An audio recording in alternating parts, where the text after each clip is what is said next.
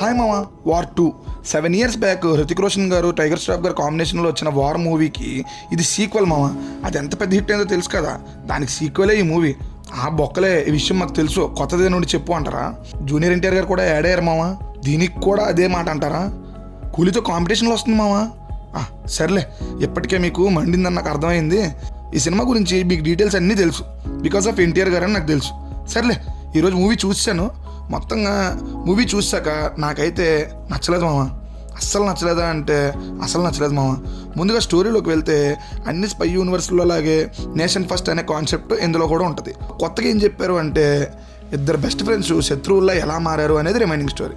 ఇక plus points గురించి చెప్పాలి అంటే హృతిక్ రోషన్ గారు, జూనియర్ ఎన్టీఆర్ గారు మామ, వాళ్ళిద్దరూ స్క్రీన్ మీద కనిపిస్తున్నంత సేపు మన ఫేసెస్ మీద చిన్న చిరునవ్వు అలా వస్తూనే ఉంటుంది మామ. Next plus point Kiara Advani గారి గ్లామర్. అమ్మాయిని అలా చూస్తూ ఉండిపోవాలనిపిస్తుంది స్క్రీన్ మీద. ఇంకా చెప్పేది ఏముంది, ట్విట్టర్లోని ఇన్స్టాగ్రామ్లో ట్రెండ్ అవుతుంది ఒక షాట్, ఆ షాట్ కూడా ఉంది.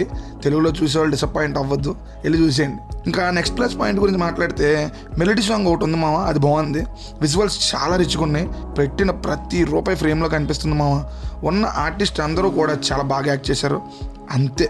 ఇక నెగిటివ్స్ గురించి మాట్లాడుకుంటే లాజిక్స్ ఈ సినిమాలో చూడాలి అంటే ఆ పదాన్ని మర్చిపోయి థియేటర్కి వెళ్ళాలి మామ. అండ్ ఈ మూవీకి ఎన్టీఆర్ గారు ఎంత ప్లస్సో అంతే మైనస్ అయ్యారు మామ. డైరెక్టర్ గారు ఎన్టీఆర్ ఫ్యాన్స్కి సాటిస్ఫై చేయాలని స్టోరీని డీవియేట్ చేసి సీన్స్ ఇద్దరికి పంచినట్టు, ఒక సీన్ ఒకరి కోసం, ఇంకో సీన్ ఇంకొకరి కోసం, ఇది హై ఇస్తే వాళ్ళకి, అది హై ఇస్తే తెలుగు వాళ్ళకి అన్నట్టు రాశారేమో. ఈ రాసే ప్రాసెస్లో స్టోరీని, స్క్రీన్ ప్లేని డీవియేట్ చేసేసారేమో అని అనిపిస్తుంది మామ. ఇంకోటి story and screen play, spy universe పేరుతో తీసిందే తీసి టార్చర్ పెడుతున్నారని అనిపించింది మామ. యశ్రాజ్ వాళ్ళు ఇంక స్పై యూనివర్స్ అనే కాన్సెప్ట్ని ఆపేస్తే బెటర్ అని నాకు అనిపించింది. మ్యూజిక్ కూడా హృతిక్ రోషన్ గారు, కియారా అద్వానీ గారి మీద ఒక లవ్ సాంగ్ వస్తుంది, అది వినడానికే బాగుంది, చూడడానికే బాగుంది, అంతే తప్ప మిగతా ఏది కూడా పెద్దగా ఇంపాక్ట్ అవ్వలేదు మామ. సలాం అనాలి సాంగ్ గురించి చాలా హైప్ ఇచ్చారు, బట్ థియేటర్లో నన్ను పెద్దగా ఇంప్రెస్ చేయలేదు మామ. ఇలా చెప్పుకుంటూ పోతే చాలా టార్చర్ పెట్టింది. 3 గంటల సేపు కూర్చోవడం చాలా కష్టంగా అనిపించింది. ఇంకో మైనస్ గురించి చెప్పాలంటే ప్రతి క్యారెక్టరు, స్క్రీన్ మీద కనిపించే ప్రతి క్యారెక్టరు డైలాగులు చెప్తానే ఉంటారు. బట్టి చెప్పినట్టు చెప్తా ఉంటారు మా పెద్ద డైలాగులు. అవి అర్థం చేసుకునే లోపే ఇంకో డైలాగ్ వచ్చేస్తుంది. అందువల్ల కూడా కొంచెం కాన్సన్ట్రేషన్ దెబ్బతినిందని చెప్పొచ్చు.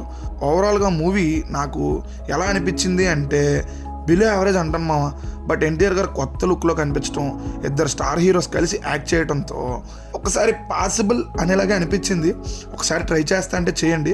నేనైతే ఈ వీకెండ్ వచ్చిన 2 మూవీస్తో సాటిస్ఫై అవ్వలేదు మామ. ఇక మీ ఇష్టం, ఏ సినిమా చూస్తారు అనేది మీ ఇష్టం. బాయ్ మామ, ఇంకో కొత్త రివ్యూతో మళ్ళీ కలుద్దాం.